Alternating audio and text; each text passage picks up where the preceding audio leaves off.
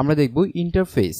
Total interface নিয়ে আমরা আলোচনা করব। এই ইন্টারফেস সম্পর্কে আমরা অলরেডি আলোচনা করেছি। এখন আমরা নিউ ডকুমেন্টস জাস্ট নিচ্ছি, Ctrl+N প্রেস করে অথবা এখান থেকে আমরা জাস্ট একটা পেইন্ট এলিমেন্টে যে কোনো একটা সাইজ, আমরা A4 সাইজ নিয়ে জাস্ট ক্রিয়েটে ক্লিক করে যে ইন্টারফেসটি এখানে শো করছে, যেটা আপনার আর্ট বোর্ডে যখন নিয়ে এসেছেন তারপর যে ইন্টারফেসটি শো করছে, আমরা সেই ইন্টারফেস নিয়ে এই টিউটোরিয়ালসে আলোচনা করব। কারণ আমরা যখন টোটাল কোর্সটি যখন এখানে করব আর এর পরবর্তী টিউটোরিয়ালগুলো যখন আমরা দেখব, তখন প্রত্যেকটা টুলস বা প্রত্যেকটা অপশনের নাম ধরে ধরে ধরে আপনাকে বলা হবে যে আমি এখন এখানে কাজ করছি, এখানে কাজ করছি। সো সেই জন্য আপনাকে যেটা করতে হবে সেটা হচ্ছে অ্যাডোব ইলাস্ট্রেটরের সব কিছু আপনাকে জানতে হবে যে কোনটার নামটা কি। সো সেই জিনিসগুলো দেখাবো এই টিউটোরিয়ালসে। তো শুরু করছি।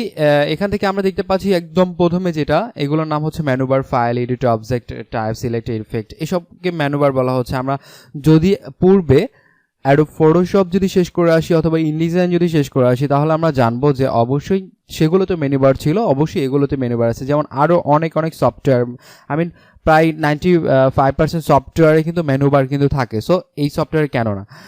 ওকে, তার নিচে যেটা আমরা দেখতে পাচ্ছি, এখানে দেখবো আমরা মেনুবারে যদি ক্লিক করি সেক্ষেত্রে দেখবো অনেক সাব মেনু আসবে। সো সাব মেনুর মধ্যে অনেক অপশন রয়েছে। এগুলো কোনো টুলসের সাথে রিলেটেড হতে পারে, এটা কোনো একটা প্যালেটের সাথে রিলেটেড হতে পারে। সো সেগুলো যখন কাজ করা হবে, সেগুলো নিয়ে যখন বিস্তারিত আলোচনা করব, তখন এসব নিয়েও খুঁটিনাটি ধরে ধরে সব কিছু নিয়ে আলোচনা করা হবে এই সিরিজে। আমরা নিচে যেটা দেখতে পাচ্ছি এটাকে বলা হয় অপশন বার অথবা কন্ট্রোল প্যানেল। এই অপশন বার বা কন্ট্রোল প্যানেল আপনি চাইলে ড্র্যাগ অ্যান্ড ড্রপ করে যে কোনো কোথাও রাখতে পারেন আপনার কাজের সুবিধার্থে, এবং পূর্বের অবস্থা ফিরিয়ে নিতে চাইলে এখানে জাস্ট প্রেস করে ড্র্যাগ অ্যান্ড ড্রপ করে আমরা ছেড়ে দিলে হচ্ছে। এখন ব্যাপার হচ্ছে কন্ট্রোল প্যানেল বা অপশন বারটা কিভাবে কাজ করে, এটার কাজটা কি। সো এটা হচ্ছে যে প্রত্যেকটা টুলসের সাথে রিলেটেড। যখন আমরা কোনো একটা টুলস যখন ক্লিক করছি, দেখেন আমাদের কন্ট্রোল বার বা অপশন প্যানেল চেঞ্জ হচ্ছে না। যারা আমরা আগে আরো ফটোশপে যারা দেখেছি, কোনো একটি যদি এখান থেকে টুলস যদি সিলেক্ট করা হতো, সঙ্গে সঙ্গে সেই কন্ট্রোল প্যানেল বা অপশন বারটি চেঞ্জ হয়ে যেত, বাট এখন সেটা হচ্ছে না। ওকে, তার মানে হচ্ছে না কেন, আমরা সেটা দেখব। এখানে ইলাস্ট্রেটর সিস্টেম হচ্ছে যদি কোনো টুলস সিলেক্ট করে সেই টুলসে যদি ব্যবহার করা হয়, দেন সঙ্গে সঙ্গে আপনার এই কন্ট্রোল প্যানেলটি চেঞ্জ হয়ে যাবে। দেখেন আমি এখান থেকে শেপ টুল, এখানে রেক্টেঙ্গল টুল এখানে সিলেক্ট করেছি, দেন এখানে যখন আমি এটার যখন ব্যবহার করছি তখন দেখতে পাচ্ছি যে এটার অপশন বার বা কন্ট্রোল প্যানেল চেঞ্জ হয়েছে। সাপোজ এখান থেকে টাইপ টুল যদি আমি চেঞ্জ করি তাহলে দেখতে পাবেন সবগুলো চেঞ্জ হয়েছে। সো এইভাবে এটা কাজ করে থাকে। এবং আমরা বাম পাশে যেটা দেখতে পাচ্ছি এটা হচ্ছে টুলস বার। টুলস বার আপনি যে কোনো কোথাও ড্র্যাগ অ্যান্ড ড্রপ করে এটা রাখতে পারেন এবং আপনার কাজের সুবিধার্থে। অ্যান্ড এখান থেকে আপনি কলাপস করে বড় ছোট করতে পারেন, এক সারি দুই সারি করতে পারেন, এবং পূর্বে অবস্থায় ফিরে নিতে চাইলে এখানে ড্র্যাগ অ্যান্ড ড্রপ করে ছেড়ে দিলেও হয়ে যাবে। টুলস বারের মধ্যে অনেক টুলস আছে, প্রত্যেকটা টুলস নিয়ে ভিডিও টিউটোরিয়াল আছে নেক্সটে। এবং আমরা নিচে দেখতে পাচ্ছি যে এখানে পার্সেন্টেজ 100%।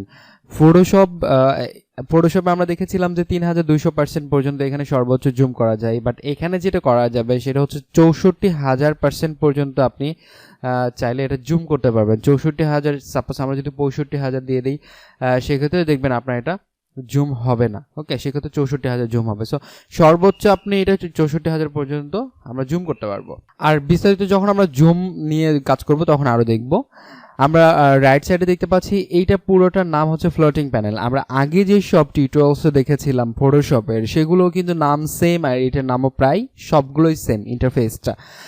সো এটা পুরোটা জুড়ে নাম হচ্ছে ফ্লোটিং প্যানেল, এবং আলাদা আলাদা এক একটিকে নাম বলা হয় প্যালেট। যেমন এটা ব্রাশ প্যালেট, এটি গ্রাফিক স্টাইল প্যালেট, ওকে, এটা কালার প্যালেট, এরকম প্রত্যেকটা একটা করে প্যালেট। এটা স্ট্রোক প্যালেট, এরকম এখানে বিভিন্ন প্যালেট এখানে দেওয়া আছে বাই ডিফল্ট অবস্থা ইলাস্ট্রেটরে। এবং আমরা যদি কোনো একটা প্যালেট যদি আমাদের কাজের জন্য নিয়ে আসতে চাই, সেক্ষেত্রে আমাদের যেতে হবে উইন্ডো মেনু, দেন আপনি যে কোনো একটা প্যালেটে এখানে ক্লিক করলে এটা একটা প্যালেট চলে আসবে। কোন প্যালেট আপনার দরকার সেই প্যালেটে ক্লিক করলে আপনার প্যালেটই চলে আসবে। এখন ব্যাপার হচ্ছে যে আমার এটা এলোমেলো হয়ে গিয়েছে, এখন আমরা সাজাবো কি করে পূর্বের অবস্থায়।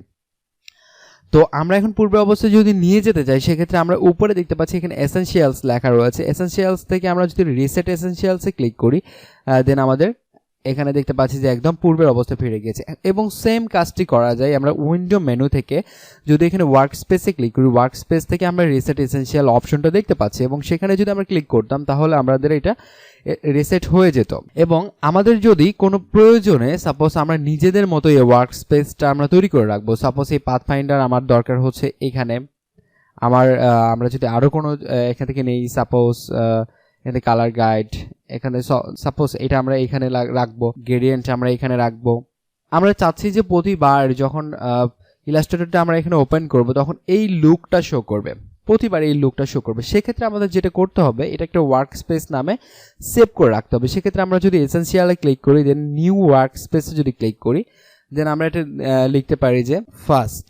আমরা ফার্স্ট লিখে জাস্ট ওকে প্রেস করছি, দেন দেখতে পাচ্ছি এখানে ফার্স্ট হয়ে গিয়েছে। এই সেম কাজটি করা যায় উইন্ডো থেকে ওয়ার্ক স্পেস থেকে দেখতে পাচ্ছি যে নিউ ওয়ার্ক স্পেস, এই যে নাম দিয়েছে আমরা ফার্স্ট।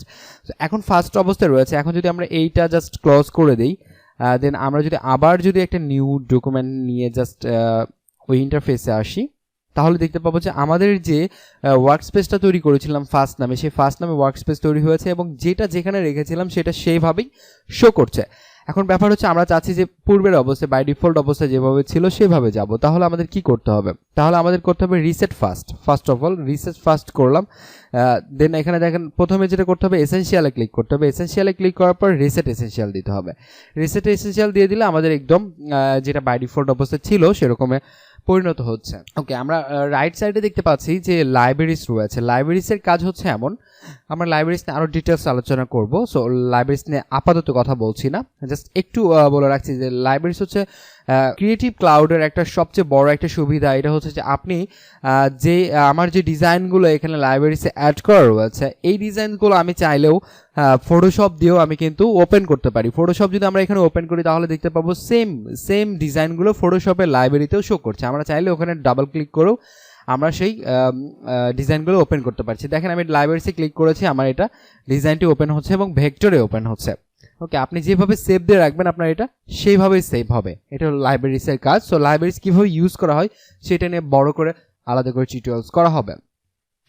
সো মোটামুটি এই ছিল আজকের টিউটোরিয়ালসে। নেক্সট টিউটোরিয়াল থেকে শুরু হবে বিভিন্ন ধরনের টুলস নিয়ে, বিভিন্ন ধরনের এখানে প্যালেট নিয়ে, ডিজাইন নিয়ে এখানে টিউটোরিয়ালস করা হচ্ছে। নেক্সট টিউটোরিয়ালগুলোতে পাবেন। সো আশা করি সঙ্গেই থাকবেন। আজকের মতো এই পর্যন্তই। সবাইকে অসংখ্য ধন্যবাদ। আসসালামু আলাইকুম।